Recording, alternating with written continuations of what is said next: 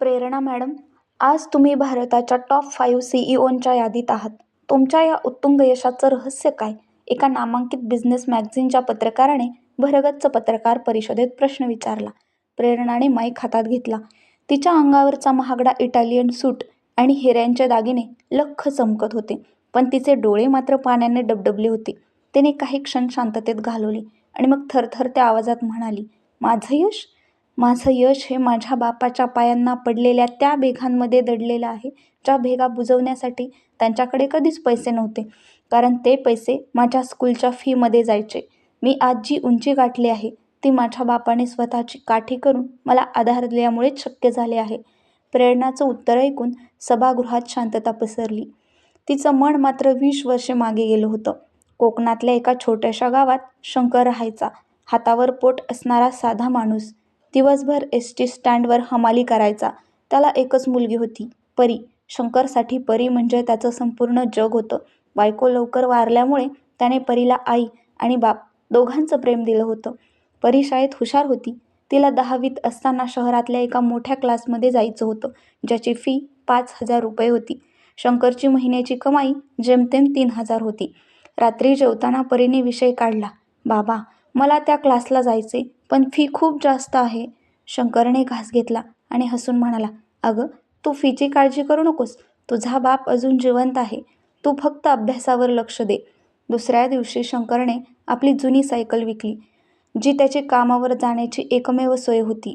आता तो रोज 5 किलोमीटर पायी चालत स्टँडवर जायचा आणि 5 किलोमीटर चालत यायचा. उन्हातान्हात हमाली करून, रात्री ओव्हरटाईम करून त्याने पैसे जमवले आणि परीची फी भरली.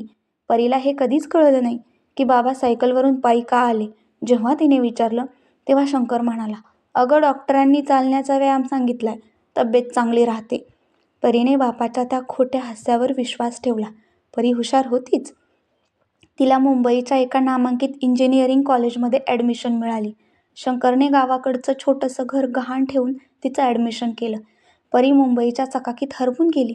तिची राहणीमान बदलली, मित्रमैत्रिणी बदलले.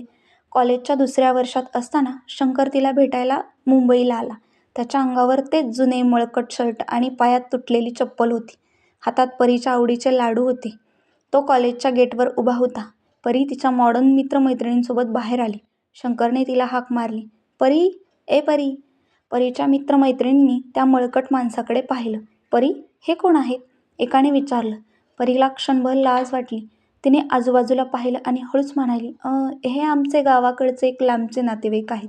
बाबांनी काहीतरी सामान पाठवले. शंकरने ते ऐकलं. त्याच्या काळजात तीक्ष्ण कळ उठली. ज्या मुलीसाठी त्याने रक्ताचं पाणी केलं, ती मुलगी आज त्याला बाप म्हणायला लाजली होती. तो काहीच बोलला नाही. त्याने लाडूंचा डबा तिच्या हातात दिला आणि म्हणाला, नीट राहा गं पोरी, वेळेवर जेवत जा. तो परत फिरला. त्याच्या चालण्यातला उत्साह संपला होता. त्याचा खांदा झुकला होता. परीला जेव्हा कळलं नाही, पण त्या दिवशी तिने आपल्या बापाला जिवंतपणे मारलं होतं.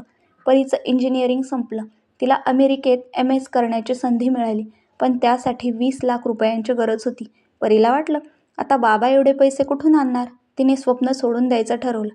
तिने गावी फोन केला, बाबा, मला अमेरिकेत जायचं होतं, पण पैशांमुळे जमत नाहीये. मी इथेच जॉब बघते. शंकर फोनवर खूप खोकत होता. त्याचा आवाज थकलेला होता. तू काळजी करू नको परी, मी येतोय उद्या मुंबईला. दुसऱ्या दिवशी शंकर आला. त्याने परीच्या हातात बँकेचा एक चेक ठेवला, 20 लाखांचा चेक. परीचे डोळे विस्फारले. बाबा, एवढे पैसे कुठून आले? शंकरने स्मित हास्य केलं. अगं, गावाकडचे आपली जमीन होती ना, ती विकली आणि घर पण विकलं. आता मला एवढ्या मोठ्या घराची काय गरज. मी स्टँडच्या जवळ एक छोटी खोली घेतली आहे. परीने त्याला मिठी मारली. ती आनंदाने रडत होती, पण शंकरचा देह तापाने फणफणला होता. तो सतत खोकत होता. बाबा, तुम्हाला बरं नाहीये का? डॉक्टरकडे जाऊया. काही नाही गं, शहरातली धूळ लागली असेल. तो तुझ्या विजाची तयारी कर. माझी काळजी नको करू. मला फक्त तुला मोठ्या साहेबाच्या खुर्चीवर बघायचे. परी अमेरिकेला गेली. तिथे गेल्यावर तिला कळलं की शंकरने फक्त जमीन आणि घरच विकलं नव्हतं, तर त्याने स्वतःचा प्रॉव्हिडंट फंड आणि पेन्शनचे सगळे पैसे काढले होते. त्याने स्वतःला पूर्णपणे रिक्त केलं होतं, फक्त परीच्या स्वप्नांसाठी. 2 वर्षांनी परी MS पूर्ण करून एक मोठी नोकरी घेऊन भारतात परतली. ती थेट गावी गेली. तिला बाबांना सरप्राईज द्यायचं होतं. तिने त्यांच्यासाठी महागडी घड्याळ आणि नवीन कपडे आणले होते.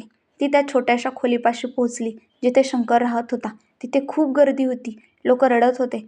परीचं काळीज धडधडलं. ती गर्दीतून पुढे गेली. जमिनीवर शंकरचं पार्थिव शरीर ठेवलं होतं. त्याच्या चेहऱ्यावर एक शांत हास्य होतं, पण शरीर हाडांचा साफळा झालं होतं. परीने हंबरडा फोडला. बाबा, मी आले, उठा ना. बघ मी तुझ्यासाठी काय आणलंय.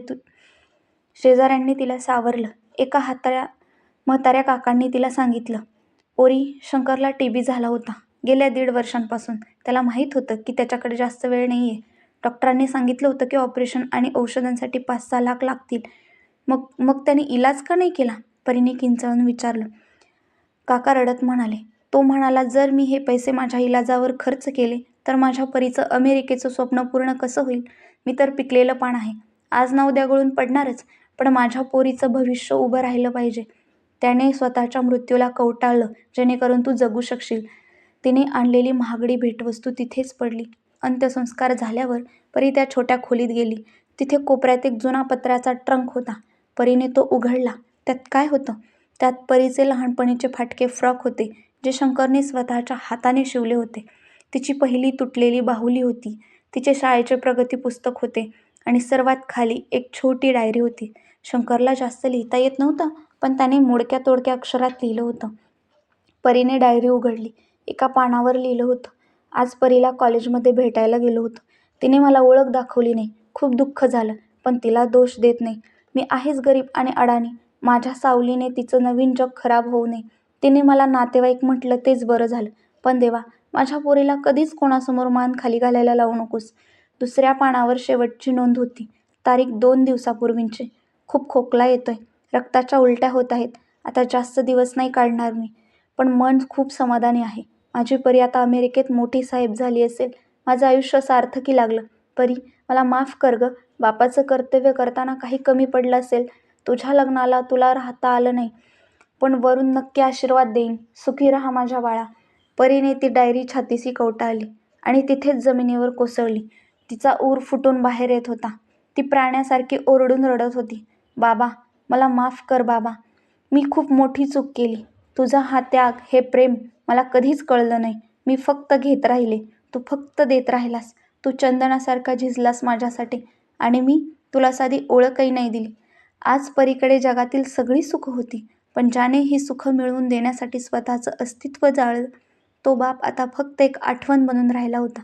तिचं यश तिला टोचत होतं, कारण त्या यशाच्या पायाभरणीत तिच्या बापाची राख मिसळलेली होती. सबस्क्राईब करा. धन्यवाद.